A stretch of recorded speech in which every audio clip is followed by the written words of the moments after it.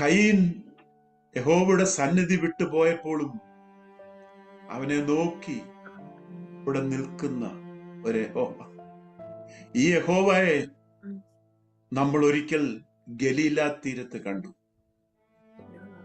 അവന് ശിഷ്യന്മാര് 6 പേരും പത്രോസിന്റെ നേതൃത്വത്തില് അങ്ങ് വിട്ടുപോയി, മീൻ പിടിക്കാനായിട്ട് പോയി.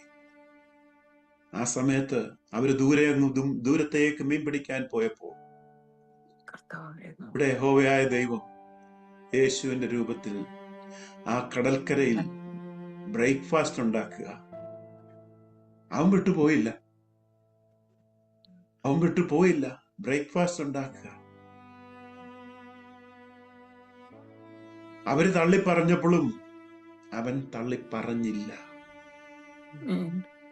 തിരികെ വന്നപ്പോൾ ശിക്ഷിക്കാനല്ല മുതിർന്നത്,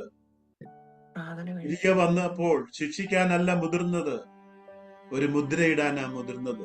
നിന്നെ ആരെങ്കിലും ഉപദ്രവിച്ചാൽ ഞാൻ അവരോട് പ്രതികാരം ചെയ്യും. തിരികെ വന്നപ്പോൾ അവിടെ അപ്പവും മീനും, ചൂടുള്ള അപ്പവും മീനും റെഡിയാക്കി വെച്ചിരിക്കുക, വന്ന് കഴിച്ചു കൊള്ളാൻ. I am so excited to preach Jesus. Hallelujah. Hallelujah. I'm so excited to preach this God. He is a loving God. He will never ever leave you. അവന് വിട്ടുപിരിയാൻ കഴിയത്തില്ല. നമുക്ക് വിട്ടുപിരിയാൻ കഴിയും. നമ്മൾ മനുഷ്യരാ, നമ്മൾ ബലഹീനരാ, നമ്മൾ തെറ്റുകാരാ. നമുക്ക് പലപ്പോഴും വിട്ടുപിരിയാൻ കഴിയും. എന്നാൽ അവന് നമ്മെ വിട്ടുപിരിയാൻ ഒക്കത്തില്ല. അവൻ അപ്പനാ. മകൻ അപ്പം ചോദിച്ചാൽ ആരെങ്കിലും കല്ല് കൊടുക്കുമോ? മുട്ട ചോദിച്ചാൽ തേളിനെ കൊടുക്കുമോ? ഇല്ല.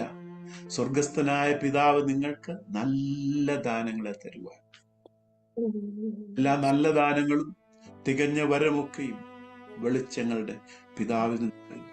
കുറ്റബോധം നമുക്ക് ബൈ പറയാം, പാപബോധത്തിന് ബൈ പറയാം, പാപമെന്നുള്ള ചിന്തയ്ക്ക് നമുക്ക് ബൈ പറയാം. അവന്റെ ആ സ്നേഹത്തിലേക്ക് നമ്മുടെ ആ സ്നേഹത്തിലേക്ക്